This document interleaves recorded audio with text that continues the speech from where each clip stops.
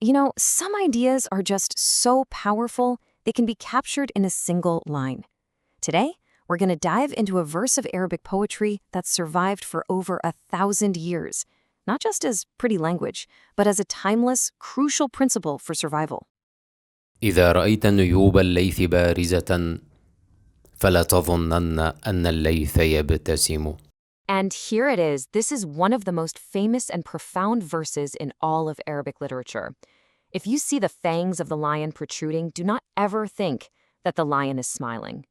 Wow, it's incredibly direct, isn't it? A little unsettling even. And it holds some deep, deep wisdom that we're about to explore together. So who was the brilliant mind behind a line like that? Well, this is Abu al-Tayyib Al-Mutanabbi. He was a legendary poet from the Abbasid era who passed away way back in the year 965. And his work, it wasn't just beautiful, it was absolutely packed with these razor-sharp observations about power, life, and human nature. This verse is a perfect example of his genius. To really get the full power of Al-Mutanabbi's warning, we've got to break it down. We're going to look at each piece, even in the original Arabic, to see exactly how this powerful image is constructed. Okay, let's walk through it. It starts with إذا رأيت, which simply means if you see. Then we get نيوب الليث, which is the fangs of the lion. The word بارزة means they're protruding, they're clearly visible. Now here comes the warning, فلا تظنن. This is a really strong phrase. It's like saying, then do not ever think. And finally, أن الليث يبتسم, that the lion is smiling. You see? Each phrase is simple, direct, and they all build up to this one powerful image. So when we put all those pieces together, Al-Mutanabbi gives us the first layer of his timeless lesson. This is the literal meaning, a primal lesson in survival that is just impossible to misunderstand. And here's the crucial point. For a human, right, baring our teeth can mean a smile. It can be a sign of pleasure or peace. But for the king of the jungle, nope. A visible fang is a weapon. The lion's mouth is getting ready for a roar or for an attack. Confusing those exposed fangs for a friendly gesture is, well, a fatal misinterpretation. But of course, you know Al-Mutanabbi wasn't just giving us a survival tip for an encounter in the wild. The verse's true, lasting power comes from its use as a profound metaphor for navigating the complexities of human life.